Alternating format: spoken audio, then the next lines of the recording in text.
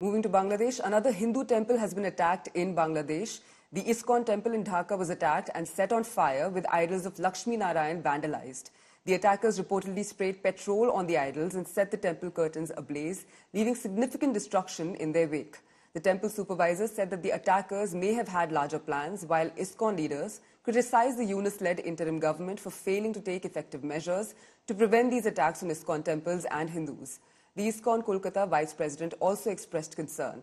This incident marks yet another targeted attack on Hindu community since the installation of the interim government and the dislodging of the Awami League from power in August. जिहाद के रास्ते पर चलने वाले लोग कभी सुखी नहीं रह सकते, चाहे वो मुस्लिम संस्थाएं हों या राजनीतिक नेतृत्व।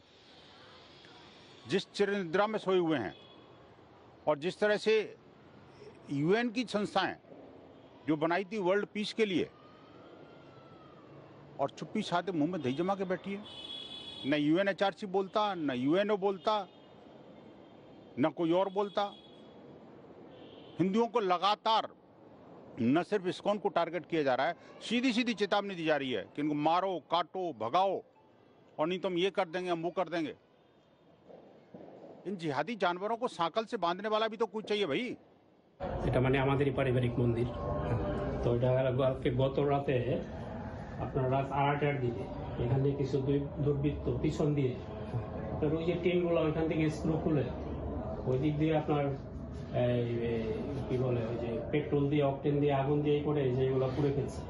এখানে যে আমাদের বিগ্রহ এটা হলো লক্ষ্মী, আমাদের লক্ষ্মী দেবী, তারপর নারায়ণ, লক্ষ্মী দেবীর শাড়ি পরা ছিল, নারায়ণের ধুতি পরা ছিল, এগুলো সব পুড়ে ফেলছে।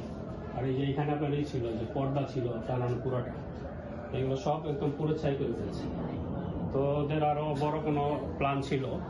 এদের মাঝখানে এসে আবার আমার ভাইস্তা একটু বের হয়েছে রাত 8টার সময় ঘর থেকে, পয়সা দুয়ারে দাঁড়াইছে, দেখে যে এখানে আগুন জ্বলতেছে। আমাদের যে এরিয়ার সেনাবাহিনীর কর্নেল লেফটেন্যান্ট, ওনাকে ফোন দিলাম, থানাতে ফোন দিলাম, আমার আইসা বিভিন্নভাবে একটি করে থানার পুলিশ এসবি এনএসআইআর আইসা এগুলো তদন্ত করতেছে।